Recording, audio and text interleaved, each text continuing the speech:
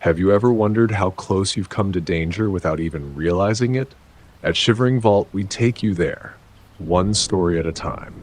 But before you drift off, consider liking this video, commenting where you're watching from and at what time, and subscribing to keep these chilling stories coming. Now, let's dive into these unsettling tales.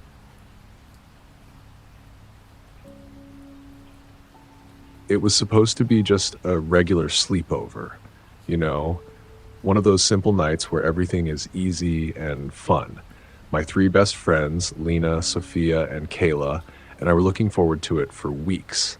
It had been a hectic month of unpacking and settling in since my family moved into this house, so the idea of a stress-free weekend was exactly what we needed.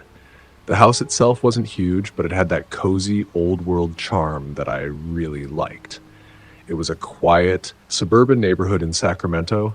Nothing fancy, just rows of similar homes, each with its own little quirks. I'd never thought much of the neighborhood, except that it seemed pretty safe and peaceful. That was until Mr. Larson, our neighbor, introduced himself. I still remember the first time I met him, when we were moving in. He seemed friendly enough, but there was something about him that didn't sit right. It wasn't anything overt, but his smile was a little too wide, a little too eager. My parents didn't think anything of it, but I kept getting the feeling he was watching me too closely. It was subtle at first, just that lingering look when you weren't paying attention. Anyway, back to the sleepover. We had spent the earlier part of the night eating junk food, chips, cookies, candy, and watching a random assortment of movies. Everything was going as planned, simple, easy, and carefree.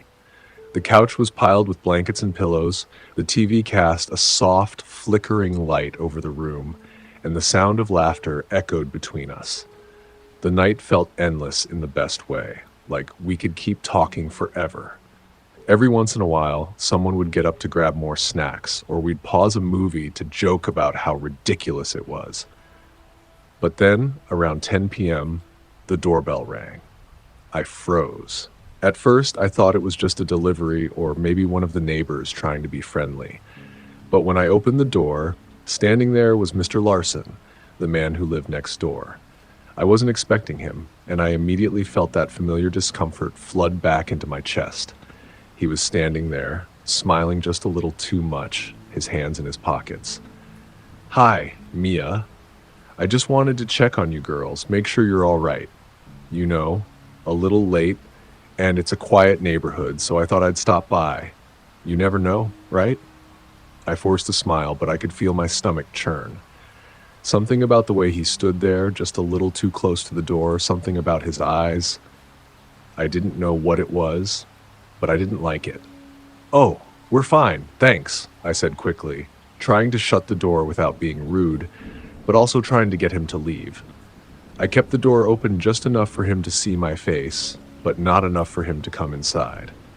He leaned forward slightly, his gaze flicking past me into the house. "You sure? I mean, I could come in, you know. Just make sure everything's okay. I'm not doing anything, just keeping an eye out for you girls." I felt a cold prickle on the back of my neck, and I instinctively took a step back. It wasn't that I thought he was going to hurt us, but something about the way he said it felt off. "Thanks, but no thanks," I replied, keeping the door firmly in place between us. "We're all good, but I appreciate you checking in." For a moment, he just stood there, his smile faltering. Then, he glanced down at his shoes for a brief second before looking back up at me. There was a strange shift in his demeanor, like the friendliness had suddenly been replaced by something darker. His smile twisted, just a little, but enough for me to notice. "You don't have to be rude," he muttered, almost under his breath, before he turned and walked away. The door clicked shut behind him, and I stood there for a moment, still holding the knob. I laughed it off as soon as I walked back into the living room, but even then, the tension lingered. My friends noticed my unease right away. "What happened?" Lena asked, looking up from her phone. "Mr. Larson," I muttered. "He just came by to check on us." Sophia raised an eyebrow. Did he try to come in? I nodded, feeling the hairs on the back of my neck stand up. Yeah, it was weird. Kayla, ever the pragmatist, shrugged. He probably just wanted to be friendly. No big deal. We kept watching movies, joking around. The clock ticked past midnight, and the atmosphere in the room began to shift. We'd all moved into the living room floor by then, blankets and pillows scattered around us in a messy pile. I could hear the hum of the air conditioning in the background, a soft, almost soothing sound that helped drown out the silence. At some point, everyone dozed off. The TV was still on, but I don't think anyone was really watching anymore. My eyes fluttered open and closed as I tried to find a comfortable spot on the floor. I could feel the edges of sleep pulling at me, but I wasn't ready to give in. The sound of my friend's breathing, soft and steady, was the only thing I could hear, and I focused on that, trying to push away the unease that kept creeping up on me. Then, there it was. A faint tapping noise. At first, I thought it was just my mind playing tricks on me, maybe the wind or the trees brushing against the house, but then the tapping came again. It was soft at first, almost too quiet to be real. I held my breath, straining to hear. Tap. I looked around, but no one else had stirred. I told myself it was nothing, maybe an insect or something. But then it came again. This time it was louder, more deliberate. My heart jumped and I froze, listening harder. The noise wasn't coming from the windows. It was coming from the patio door. My throat went dry. I didn't want to believe it, but I couldn't ignore it. I felt a slow panic rising in my chest, and my eyes darted to the curtain covering the sliding glass door. The shadows outside the glass were thick like ink, and I couldn't see a thing. But the tapping continued, almost as if whoever was on the other side was testing the door, like they were trying to get in. I slowly pushed myself from the floor, careful not to make a sound. I could hear Lena breathing softly next to me, completely unaware of what I was hearing. The rest of the room was still and quiet, the only movement the occasional flicker from the TV. I stepped closer to the curtain, heart hammering in my chest. The tapping grew louder, sharper. Then, the sound changed. The handle rattled, my breath caught. That was enough to make me freeze. "He's back," I whispered, barely managing to get the words out. Lena sat up abruptly, her eyes wide with confusion. "What?" "Mr. Larson," I said, my voice trembling. I couldn't tear my gaze away from the door, from the shadow outside. "He's here." Her eyes went wide and she scrambled to her feet. "Oh, God!" The rattling of the handle continued, a slow, methodical sound, like whoever was on the other side was testing the strength of the door, trying to force it open. Panic surged through me. I turned, my legs like lead, and looked at the others. Kayla was already grabbing her phone. 911, she whispered urgently, her voice low and shaky. Sophia, still half asleep, was starting to stir, but she didn't fully understand yet. The door rattled again, harder this time. And then, bang! I almost screamed. The entire door seemed to shake with the force of it. A sickening realization hit me like a ton of bricks. He wasn't just knocking. He was trying to get in. The noise was deafening. For a moment, I couldn't breathe. The door shook again with another violent thud. The glass creaked ominously, as if the weight of Mr. Larson's persistence was enough to force it off its hinges. I knew I had to do something, but my mind was a fog of fear. I turned to the others, who were now fully awake and wide-eyed. Kayla's hands were trembling as she held her phone to her ear, whispering urgently to the 911 operator. But there was no time to explain, no time to wonder what was happening or why. Lena's voice was sharp and quick. "What do we do? We can't just sit here." I didn't know. I didn't have any answers. All I could hear was the sound of Mr. Larson's desperation on the other side of that door. The room was thick with tension. We were all frozen for a few seconds, unsure of what to do. I had never expected this, never imagined that a simple sleepover would turn into something so terrifying.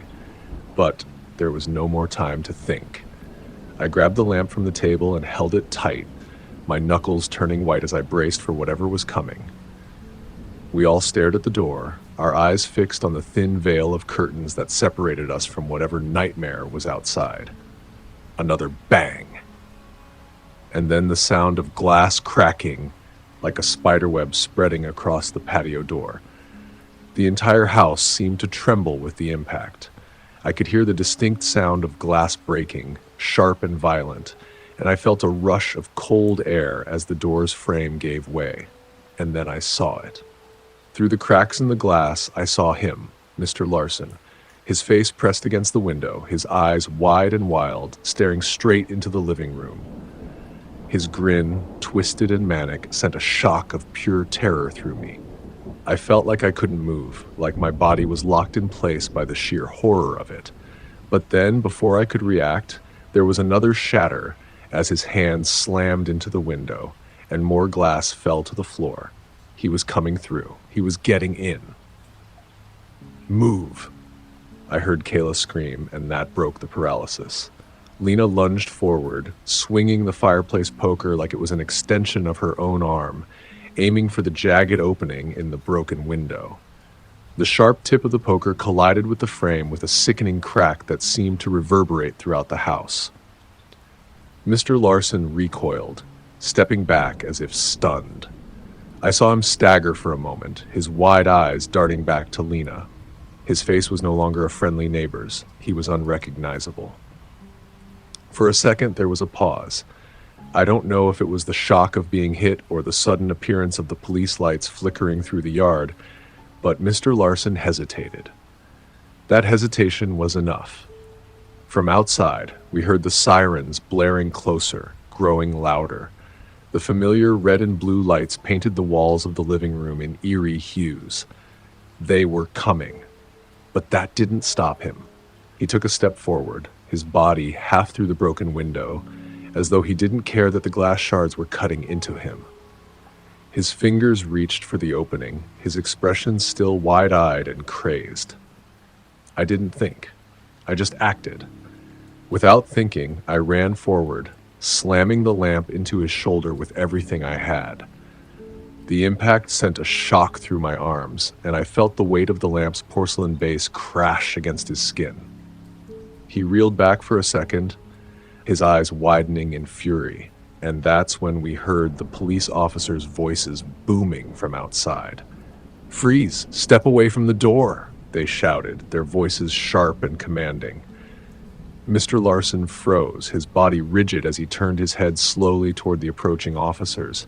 His hand had just barely made it through the broken window, but the sight of the police seemed to break whatever grip he had on his twisted intentions. With a sudden movement, he bolted, running as fast as his legs would carry him. He turned and disappeared into the dark yard, darting between the trees, his movements erratic. The sirens were louder now, the officers in pursuit, shouting orders. Within seconds, I heard the unmistakable sound of police radios crackling, and then a final command. "We've got him."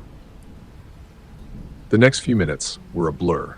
We stood there, our breath shaky, listening to the sound of the officers' voices and the distant, muffled sounds of Mr. Cafe Larson being apprehended.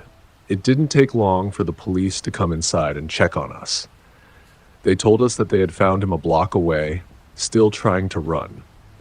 They quickly cuffed him and took him into custody. My body felt numb as I processed everything that had just happened. He had been stalking us, waiting for the right moment to strike. The police found duct tape, a rope, and a knife in his jacket when they searched him. He had everything planned, as if he expected us to let our guard down. The rest of the night passed in a haze. The police stayed for a while to take statements, but eventually they left. The house was quiet again, too quiet. My friends and I stayed up for a long time after they left, too shaken to sleep. When my parents returned the next morning, they were horrified. The police had filled them in on everything, and even though I told them we were fine, they were still scared for us. They promised they'd look into more security. And Mr. Larson, he was arrested for attempted burglary and stalking. The police said he was planning to take us, but thankfully, We stopped him just in time.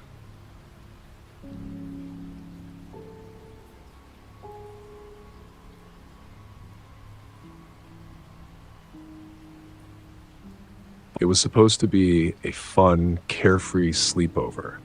You know, the kind where you stay up too late, stuff your face with junk food, and talk about the most random things until you both get so tired you can barely keep your eyes open. I had been looking forward to it for weeks. It had been a long time since I'd had a sleepover at Olivia's house, and I was excited to catch up with her. Her house was a nice, cozy two-story in a quiet suburban neighborhood in California, the kind of place where you'd never expect anything out of the ordinary to happen.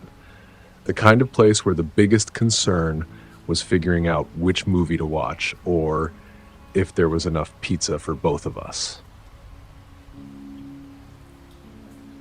The evening started like any other sleepover. Olivia and I made popcorn, ordered a bunch of snacks, and picked out a cheesy horror movie we were both way too scared to watch alone, but found hilarious when we were together. We huddled on the couch in the living room, the soft glow of the TV screen lighting up our faces in the otherwise dark room. Olivia's parents were upstairs, so it was just the two of us, just like old times. The house smelled like lavender from the candles Olivia's mom kept lit, and there was that comforting, familiar hum of the refrigerator in the background. I remember the way the couch cushions felt beneath me, soft and worn from years of use, and how the blankets we had piled on top of us were just the right amount of warmth. It was nice. But after a while, even the best nights start to slow down. Olivia and I grew quiet, both of us drifting in and out of sleep. I think I dozed off for a while, but the strange thing was I didn't feel fully asleep. I was aware of the quiet house, the low hum of the movie still playing in the background, and the ticking of a clock somewhere in the distance. But then, out of nowhere, I felt this sudden dryness in my throat. I tried to ignore it at first, but it wouldn't go away. I didn't want to wake Olivia, so I decided to get up and sneak into the kitchen for a glass of water. The living room was dim, lit only by the glow from the TV screen. I stood up, stretching my arms over my head to shake off the sleepiness, and made my way to the kitchen. I remember my feet feeling cold on the hardwood floor, each step muffled by the carpet in the living room. The silence in the house was almost suffocating. As I passed the living room window, I glanced outside. The backyard was barely visible through the thin curtains, but the porch light was on, casting a pale, yellowish glow across the yard. I stopped in my tracks. Something caught my eye. At first, I thought it was just a trick of the light, a tree branch swaying maybe, or an odd shadow. But no. There, standing still, right under the oak tree in the center of the yard, was a figure. A person. Tall. Almost impossibly still. I froze. I couldn't move, couldn't breathe. The figure was too far away for me to make out any details, but I could see the silhouette clearly enough. A person, standing in the yard, barely visible under the dim porch light. I tried to make sense of it. Maybe it was someone from the neighborhood, but why would anyone be standing in the yard at this hour? The house was dark. Olivia's parents were asleep. There was no reason for anyone to be out there. Then it hit me. The figure wasn't moving. It was standing there, staring through the glass door, right at me. I could see nothing but that figure, standing motionless, with no sign of them moving at all. The fear that washed over me was like nothing I had ever felt. I tried to force my feet to move, but they were stuck. Every inch of my body was screaming at me to run, to hide, to do something, but I couldn't. I stayed there, crouched behind the kitchen counter, but unable to tear my eyes away from the figure in the yard. I don't know how long I stayed like that, trembling, but finally, I couldn't take it anymore. I felt like I was suffocating under the weight of the situation. I had to get back to Olivia. I had to make sure I wasn't imagining things. Slowly, I crept back toward the living room, my legs unsteady beneath me, my heart still racing. I couldn't shake the image of the figure standing outside. I had to wake Olivia. I shook her gently, my voice barely above a whisper. Olivia, Olivia, wake up. She groaned in irritation, slowly opening her eyes. What is it, Danielle? It's the middle of the night. There's someone outside, I whispered urgently. Please, wake up. I need you to come with me. Olivia groggily sat up, rubbing her eyes. She was still half asleep and clearly annoyed. What are you talking about? It's probably just a raccoon or something. I'm going back to sleep. No, I said, my voice shaking. Please, just come with me. She sighed but followed me back to the kitchen, still rubbing her eyes as she walked. I felt a little relief knowing I wasn't alone in this. But when we reached the kitchen, the backyard was empty. The figure was gone. Olivia blinked, clearly not understanding why I was so worked up. Danielle, calm down. There's nothing out there. You probably just imagined it. But I couldn't shake the feeling. Something wasn't right. I looked outside again, trying to convince myself I had been mistaken. But then I noticed something that made my stomach drop. Footprints. They were clear as day, imprinted in the dirt just outside the glass door. They were fresh. I could see the dampness of the earth still clinging to them, as if someone had been standing there just moments ago. My heart lurched. Olivia, those weren't there before. I swear, I said, my voice trembling. Those weren't there when we were in here earlier. Olivia looked down at the prints, her face slowly draining of color. What the hell? She whispered, stepping back from the door. We both just stared at the footprints, unable to make sense of it. Neither of us had heard anything, no footsteps, no sound of anyone moving around. Yet there they were, clear and undeniable. I locked the door immediately, though I couldn't shake the feeling of vulnerability. I checked the other windows, but there were no signs of forced entry. Everything appeared to be in place, but my gut told me something was wrong. I couldn't stop feeling like we were being watched. We spent the rest of the night huddled together on the couch, too scared to go back to sleep. I kept glancing at the windows, the backyard, the shadows outside, half expecting to see that figure again. But nothing happened. The next morning, Olivia's parents brushed off our fears. You girls were probably just scared from that scary movie, her mom said as she served us breakfast. Nothing to worry about. But when we turned on the news, everything changed. Authorities were reporting that a dangerous convict had escaped from a nearby prison the night before. The police warned that he was on the loose and possibly in the area. They showed a mugshot followed by a sketch. My stomach sank. The man in the sketch looked exactly like the figure I had seen outside. That's him. That's the guy, Olivia whispered, her voice barely audible. I could barely breathe. It was him. The man in the sketch. He was the same person I had seen standing outside, watching me. We have to tell my parents, I managed to say, my voice hoarse. Olivia's parents had no idea what had happened. They still thought we had been imagining it. Olivia's parents didn't take us seriously at first, but after showing them the news report and the sketch, they finally called the police.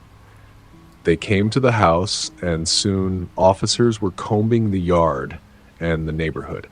They checked the nearby streets and questioned neighbors, but the police didn't find anything. They left after a while, saying they'd continue their search elsewhere. But they did find something. Trampled bushes in a neighbor's yard, footprints that led from one house to another. A dirty rag discarded near the fence. It was clear now someone had been lurking around the neighborhood. But by the time the police arrived, he was gone. I wanted to feel relieved, but all I could feel was dread. That night, I tried to sleep again. I really did, but the fear wouldn't leave. Every time I closed my eyes, I saw that figure standing outside, staring through the glass door.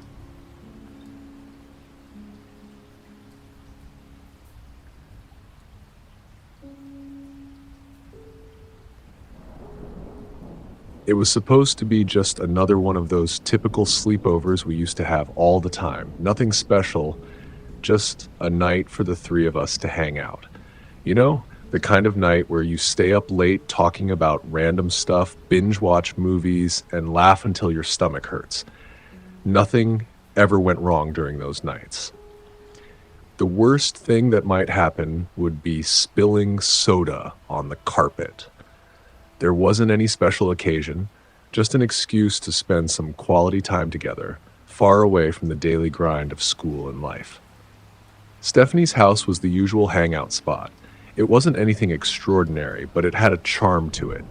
Nestled in a quiet suburb of California, the house sat in a cul-de-sac, surrounded by similar homes, neat lawns, picket fences, and a faint smell of freshly cut grass always lingered in the air. The weather that night was typical of a California spring evening, cool but not cold, with the scent of eucalyptus trees faintly drifting in from outside. We started the night around 8 p.m., setting up our sleeping bags in the living room. The lights were dimmed low, and we were wrapped in blankets, huddled together in front of the TV. We were watching horror movies, nothing too terrifying, just the usual slasher films with too many predictable jump scares. But we didn't mind. We were just happy to be hanging out, far away from our parents and the stress of school. Stephanie's older brother, Ryan, was upstairs in his room, lost in his gaming world. We didn't mind him. Ryan was 18, a couple years older than us, and he always had his headphones on, completely absorbed in whatever game he was playing. The only time he'd interact with us was when we needed to borrow something from his room or when he'd tease us about watching stupid horror movies. We all knew that if we needed anything, we'd just call out to him, but for now, he was a non-issue. We were in our own world, laughing, snacking, and teasing each other about the ridiculousness of the horror movie cliches. When we decided to take a break around 11:30 p.m., Rachel and I went into the kitchen to make some more popcorn. The scent of butter filled the air as I opened the microwave, staring at the spinning bag of popcorn. I could hear Stephanie in the living room, flipping through Netflix for the next movie, the soft hum of the TV just barely audible from the kitchen. As I stood there, waiting for the microwave to beep, I heard it. A loud crash. The sound of glass shattering. My stomach dropped immediately, and I turned to Rachel, who was still by the counter, her hand frozen midair, holding a salt shaker. We both stared at each other, wide-eyed, but neither of us said anything at first. The noise had come from the living room, but it didn't make sense. It wasn't just a clink or a bang. It was a sharp, violent crash, like something heavy had hit the window. I could feel my heart starting to race, my breath growing shallow. Rachel's face went pale as she slowly set the salt shaker down. Her voice trembled as she whispered, "What was that?" I couldn't bring myself to move from the kitchen. Rachel, who had been standing next to me, was the first to act. She took a step forward, and that's when we heard it again. Footsteps. At first, it was barely audible, like a distant thud, muffled by the walls of the house. But the sound grew clearer, sharper, and my blood ran cold. Someone was walking outside. Fast, heavy steps, like someone was moving quickly toward the front door. Rachel, who had been standing just behind me, grabbed my arm. "We need to hide. Now." Her voice was barely above a whisper, but there was a frantic urgency in her eyes. I nodded without thinking, my brain still trying to process what was happening. We didn't know if the footsteps belonged to a neighbor or a stranger, but one thing was for sure: the danger felt too real. Rachel darted toward the back door, her hands shaking as she quickly locked it. I followed her, my feet barely touching the floor as I hurried to Stephanie's room. We didn't speak, couldn't speak. The silence was too oppressive, too thick with fear. We knew we had to act fast. I grabbed my phone from my pocket, my hands shaking uncontrollably. I couldn't even remember if I had dialed the right number at first. But then the 911 operator answered, her voice cutting through the silence like a lifeline. "911, what's your emergency?" she asked, calm but firm. I forced myself to speak, though my voice was shaky and barely above a whisper. "There's someone trying to break into the house," I said, my words tumbling out faster than I could control. "I don't know who they are, but they just threw something through the window. I think they're outside, and we're trapped. We need help."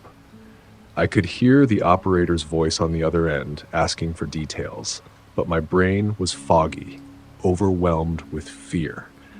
I could barely focus on her questions as I explained the address, trying my best to give clear information, though it felt like everything was moving in slow motion. The operator assured me help was on the way and advised me to stay quiet and hidden. I hung up, but my body was still frozen in place. Stephanie was already in the hallway, her face ghostly pale. She didn't need to say anything. We all knew what we had to do. She rushed into her bedroom, slamming the door behind her, and I heard her shove the dresser in front of it, blocking the entrance. I followed Rachel inside, and we huddled together on the floor. I could hear our breaths ragged and loud in the silence of the room. We didn't know if the person was inside the house or still outside, but everything felt wrong. The house, which had felt so safe just hours ago, now felt like a trap. Suddenly I heard it, the faint creak of a door opening, distant but unmistakable. Ryan's door. I froze, my heart sinking in my chest. He hadn't heard anything. He was still upstairs, likely playing his game, oblivious to the danger that was about to find him. "What's going on?" I heard Ryan's voice call softly, like he was confused, still half in his own world. I wanted to shout at him, to warn him, but no words came. He had no idea. And then I heard it. The unmistakable sound of fast footsteps running up the stairs. The footsteps reached the top of the stairs in what seemed like seconds. The figure that appeared in the hallway was dark, a shadow at first. Ryan, stepping out of his room, looked toward the figure, confused. "What's going on?" he asked again, but before he could react, the dark shape lunged at him. The sound of their bodies colliding was like a thunderclap in the silence. My heart skipped a beat, and I felt my chest tighten. It was all happening so fast. Ryan barely had time to react before he was shoved back against the railing of the staircase. His voice, shocked and desperate, filled the air as he tried to break free, shoving the intruder back with everything he had. I could hear the struggle, the sound of bodies crashing against the wall, of feet scrambling on the wooden floor. Ryan was fighting. I could hear him grunting, but the attacker was strong.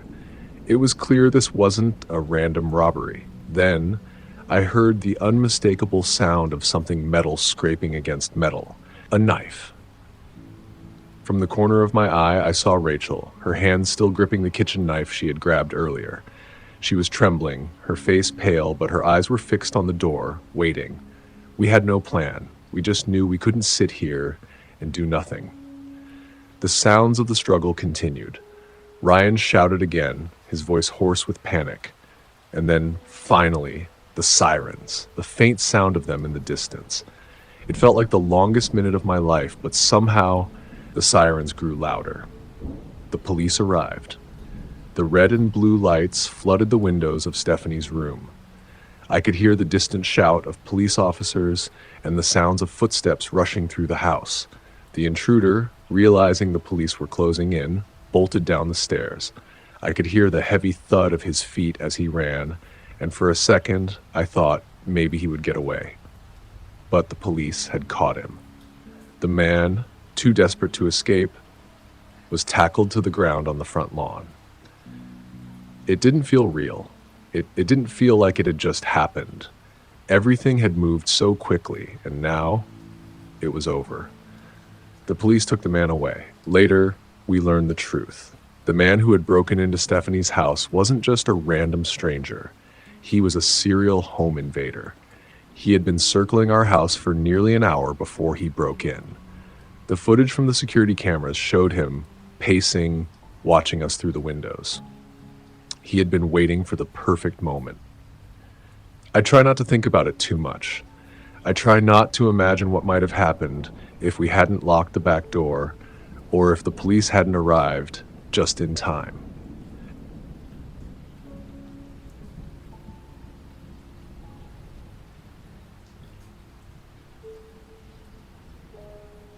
It started like any other night.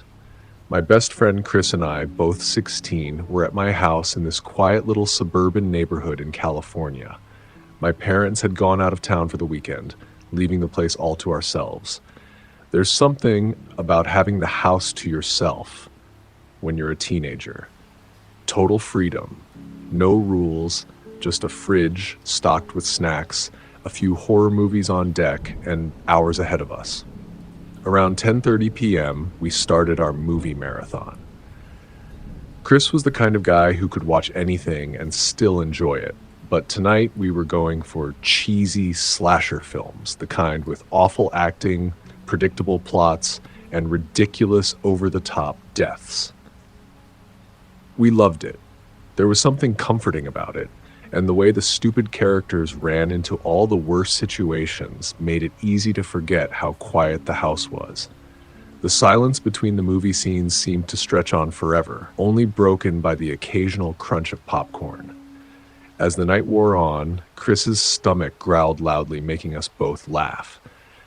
"Dude, I need some chips or I'm going to pass out," he said, his voice muffled by the blanket he had wrapped around himself on the couch. "All right, I got you," I replied, heading to the kitchen.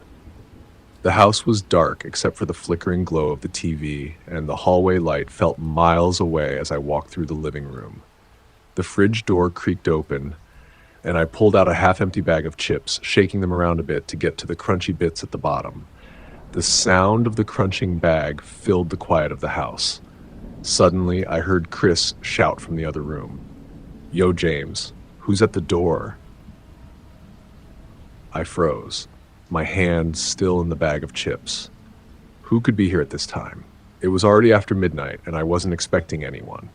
No one should be here. Not at this hour. I quickly set the chips down on the counter, my mind racing. I wiped my hands on my jeans and walked toward the front door. Peering through the peephole, I saw a man standing on the porch. He was wearing a brown delivery uniform. Nothing too out of the ordinary at first glance. But something was off. The way he stood, it wasn't like the usual delivery drivers who were used to making quick stops.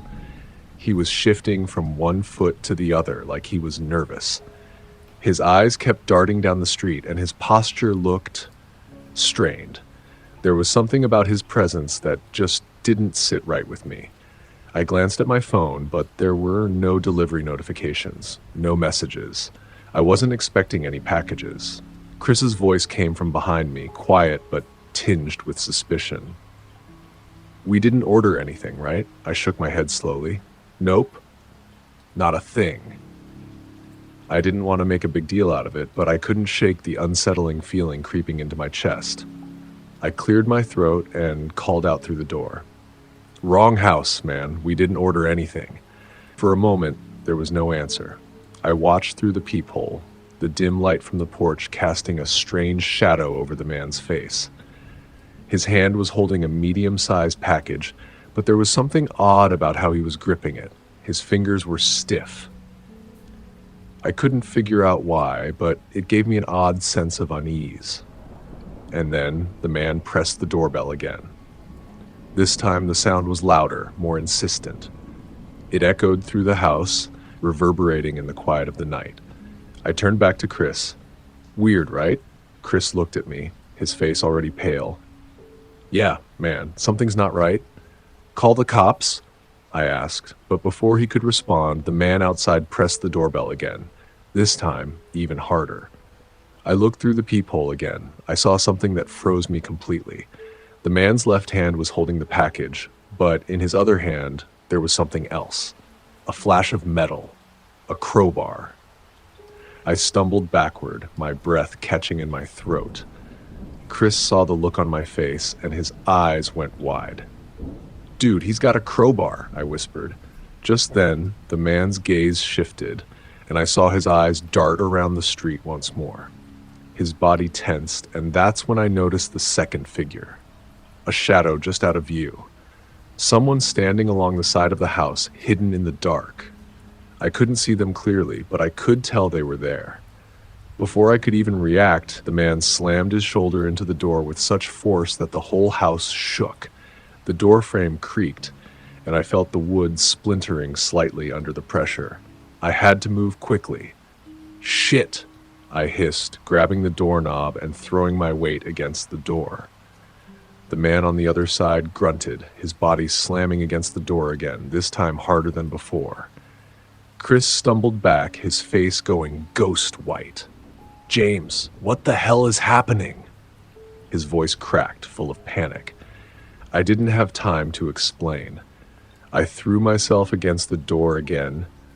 I glanced down at the door frame. Already the lock was starting to give way under the pressure. The man on the other side was grunting, trying to force his crowbar between the door and the frame. "Come on, boys. Open up," he said, his voice unnervingly calm. The words didn't match the urgency of his actions. I glanced around the room, looking for anything I could use to buy us more time. My eyes landed on the lamp on the side table. "Chris," I said, trying to keep my voice steady, "throw that lamp." "What?" He blinked, clearly stunned. "Throw it." Chris didn't hesitate. He grabbed the lamp and with one swift motion, threw it at the door. The glass shattered against the wood with a deafening crash, and the man outside faltered just for a second. That second was enough. I threw my shoulder into the door, pressing all my weight against it as the lock clicked into place. My heart was hammering in my chest, but somehow we had bought ourselves a moment. We stood there, holding our breath, waiting for any sign of movement. But the man didn't try to break in again. Chris fumbled with his phone, dialing 911 with shaky fingers. Please pick up," he muttered under his breath as the line rang. When the dispatcher finally answered, Chris quickly explained what had happened. I stood next to him, my ear pressed to the door, trying to listen for any sounds from the other side. But there was nothing, not a single noise. Moments later, the police arrived with sirens blaring, lighting up the dark street in a flashing array of red and blue. They came in fast, securing the perimeter of the house. I could hear their voices outside, giving instructions, making sure everything was clear. I stood there, still staring at the door. The police did a sweep of the neighborhood, checking the street, the yards, and even the alleyway behind the house. But there was no sign of the delivery man or the second figure. No van, no car, no evidence that anyone had been there at all. One of them said, "We've had reports from neighboring areas. Fake delivery drivers trying to break into homes, particularly where young people are living alone." We watched as the officers canvassed the neighborhood, knocking on doors, speaking with neighbors, but no one had seen anything unusual. They had no leads, no van to trace, no description of the second figure. Nothing. And just like that, the incident faded into the background of our lives. No arrests, no closure. Weeks passed. Life slowly returned to normal, but every time the doorbell rang late at night, a chill ran down my spine. I couldn't help it. My mind kept going back to that moment. The crowbar, the man's calm voice, the second figure waiting in the dark. We never saw them again. But the fear lingered. That's it for today's tale from Shivering Vault. If you have a story worth sharing, drop it in the comments or send it our way. Don't forget to subscribe and share with your fellow thrill seekers. As always, the Shivering Vault thanks you for unlocking today's tale. Until next time, the Vault awaits your return.